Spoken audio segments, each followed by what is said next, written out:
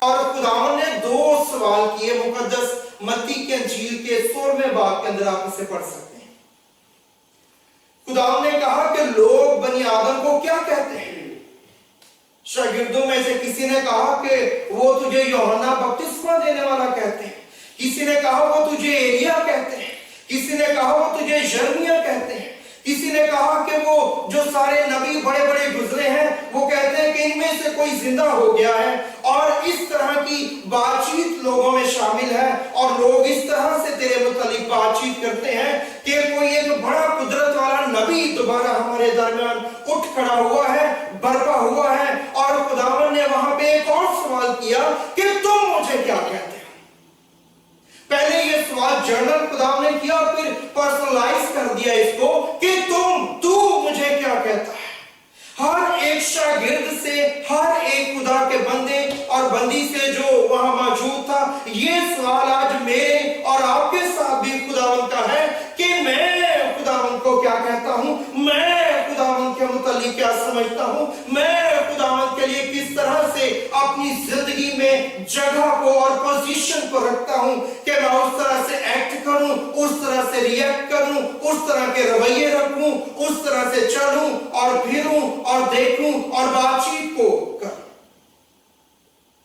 خداوند نے کہا کہ تم مجھے کیا کہتے ہو؟ تو شاگرد جو ہیں وہ تو ایک دوسرے کو دیکھنے لگے اور تھوڑی سی تاخیر ہوئی،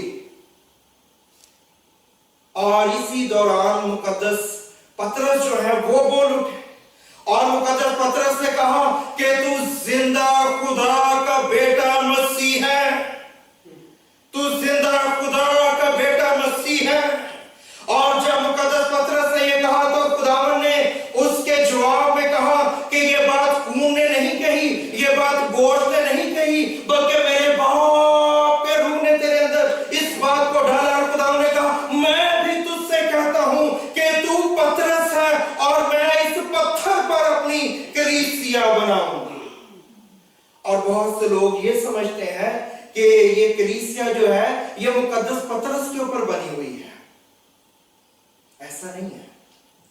کلیسیا کا جو کونے کے سرے کا پتھر ہے وہ کون ہے؟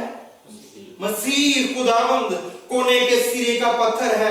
تو پھر خداوند نے جب کہا پطرس کو کہ تو پطرس ہے اور میں اس پتھر پر کلیسیا بناؤں گا، تو یہ خدا کا کیا پلان، یہ خدا کا کیا پروگرام تھا اپنے لوگوں کے لیے؟ کیوں خداوند نے کہا کہ میں اس پتھر پر، کس پتھر پہ خداوند کلیسیا بنائے گا؟